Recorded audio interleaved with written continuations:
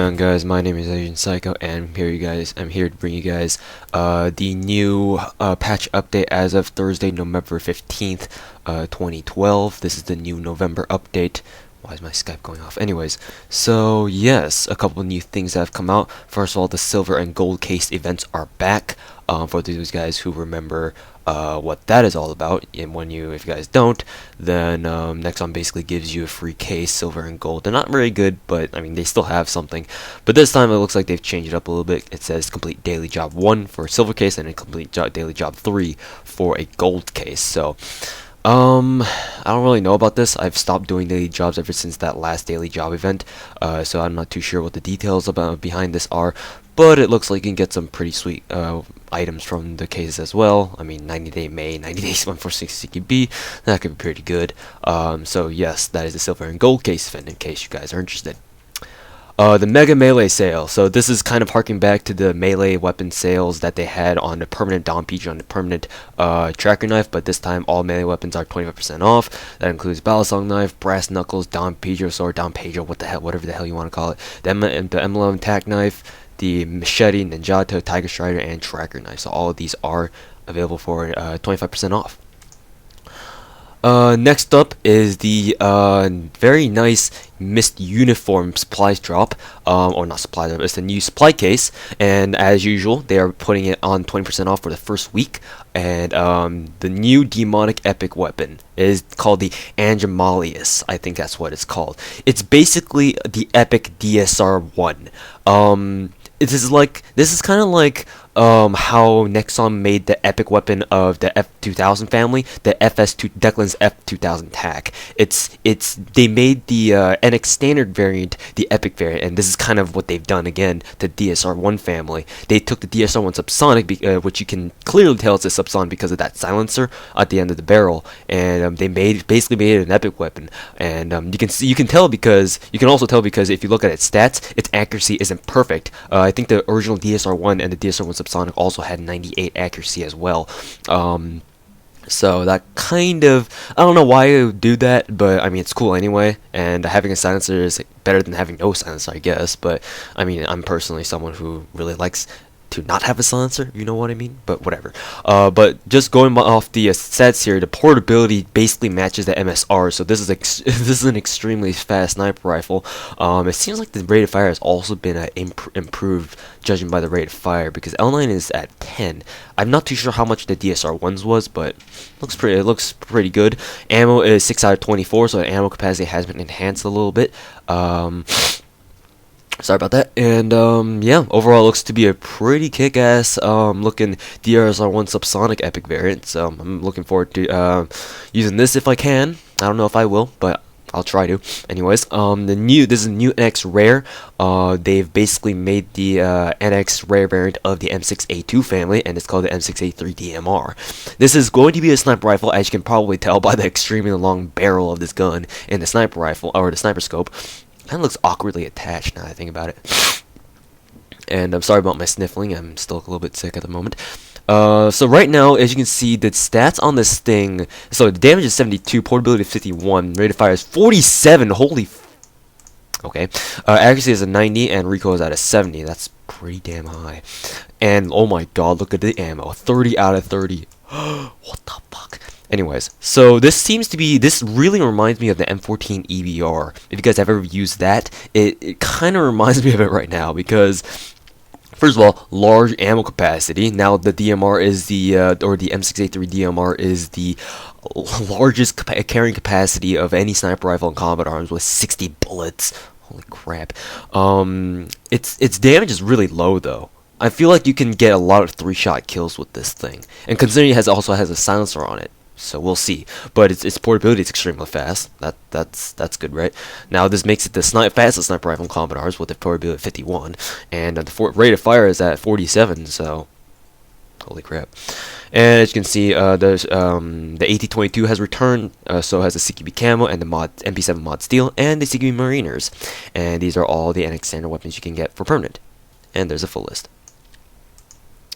And finally, the last one about this patch update is bug fix Redux, and they've fixed more bugs this time around, which may or may not be good. So here, I'm just gonna read you guys the full list of bugs that they fixed as of this patch. So the following changes have been made to Common Arms. It made adjustments to server-side functions to improve overall performance. That seems pretty good. I mean, you know, people are always constantly complaining about, oh, lag, hit detection, whatever. So this may resolve a few things. Event calendar now functions properly in game. I've never used that, so I don't really care. Game rooms and lobby channel now properly sort themselves. I never really used, or actually that's an automatic thing, right? Yeah, so I guess that's good. Players now fully stop moving when rounds and matches end. Like, you know, you round ends in a search and destroy game, you randomly see someone walking across the screen, you'd be like, whoa, what? So I guess that's been fixed. Male characters with recon vest equipped now display their nameplate in the correct location. So I guess there was a problem with that. They fixed it. Implemented a number of changes to prevent certain high-impact exploits from functioning. So there have been a lot of videos as of late that have been pointing to people who have been allegedly basically power leveling or boosting, so I guess Nexon kind of addressed that to prevent that from happening. Killing NPCs in death row now properly updates the scoreboard, so I guess there was a glitch with that. Corrected positioning issues with attachments for some weapons. They're like before in the past, like if you tried putting a suppressor on the L96A1, like the suppressor your barrel would look like it was sticking through the suppressor, like it was perpendicular to the actual barrel, so that was kind of weird. Maybe that was why, so they fixed that. I guess that's good. G18 Carbon Black now properly equips scopes, so why, if you really feel like you have a need for a scope, now you can properly equip it, I guess. Player names should no longer appear grayed out in chat, so maybe there was a problem with that. I've seen people walk around with grayed out names in game, so maybe they fix that as well. Steady hand no longer functions with scoped pistols. Apparently there was a glitch with that. I never really used it. So remote grenades are now tossed forward in front of the specialist rather than placed at their feet. Now this is really good because before you had the same problem with the med packs, the ones you throw down, not the self meds. Because before there was a glitch with the med packs that when it first came out, and when you tried throwing it down, your specialist character model would actually throw the med pack from behind them, like behind their character model, so they wouldn't be able to throw it as far as they would have. And then Nexon recently patched that, and they fixed it so that the med pack would actually come out of your character's hitbox where the character model's hands were, so you could throw it out further away from you, like you were supposed to. So it looks like the remote grenades were also tweaked this way, because if you guys didn't know, I like to call them C4. C4 or remote grenades, when your specialist puts them down, you couldn't throw them. You had to go over to where you wanted to put it down, and then you had to stand there and then wait for your specialist model to hook up the C4, and then it dropped at their feet. And it looks like now you can actually throw them, toss it forward a little bit, so that's good. Because I mean, if you really want to put it down like where you were staying, you can always just look down, and then you'll toss the C4 right at your feet. Whereas this time you have the option of you don't really have to stand where you need to put the C4, so you can just toss it. So that's good. Ignoring other players now blocks all of their communications, including clan and megaphone messages. So that's pretty good, obviously, because now you can completely ignore someone, so they don't have to be fucking annoying anymore.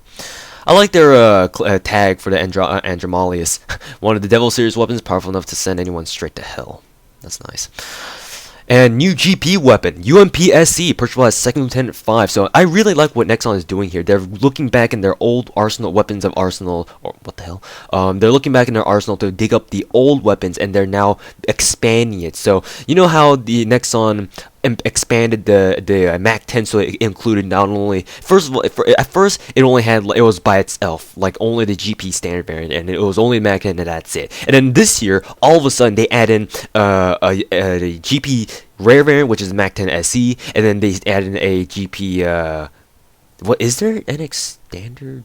Nah, there's not an extended variant yet, but they did add an rare epic variant, which is the Hannah's Mac 10. So already in just 1 year, they've expanded the Mac 10 family to include two new weapons. So it makes its variant count at 3, including the original GP standard variant. And now looks like the UMP is joining the Mac 10's ranks as well with the addition of this GP rare variant. It's not really GP rare because it's unlocked at 2nd Lieutenant 5, but still we'll call it GP rare anyway, because it's a lot higher than a rank than the UMP is unlocked. So there you go. Looking at its stats though, it seems very identical to the original UMP, but the recoil has been reduced by quite a bit. So we'll see how that turns out later on when I use it. When I go on to review it, because obviously I'll be redoing it. Duh. The Makarov has been released for Combat Arms finally. There was a lot of hype about this when the news of Combat Arms Russia was coming out. Like people were debating, oh, are we gonna get the Makarov? Like, what's the significance of the Makarov? So it looks like it's finally come as a purchasable pistol for GB standard at Sergeant First Class 2. And going down the stats, the Makarov seems to be a pretty powerful weapon, if I must say so myself. Kind of reminds me of the P220 Combat TB, actually, to be perfectly honest with you. In fact, this gun might actually be better than the TB, because if you remember, the P220 Combat TB only had 32 rounds in total. This gun has 40. Interesting. Anyways, all these cosmetic things that really don't like, who the hell uses cosmetics anymore? Anyways, Declan's face paint, Hawk's peak cap, fancy, Scorpion's MVG night vision goggles, I guess, and Sousa's glasses, pimpin', whatever.